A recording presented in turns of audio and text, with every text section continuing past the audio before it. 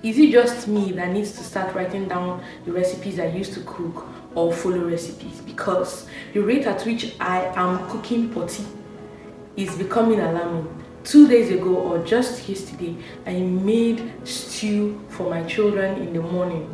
By the time I had my bath and tasted the stew, I don't know what I was tasting.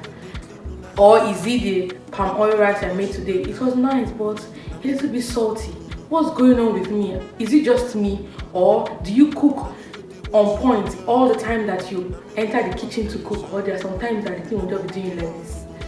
Please, if this is you or you are with me, please leave your comments in the comment section. Thank you.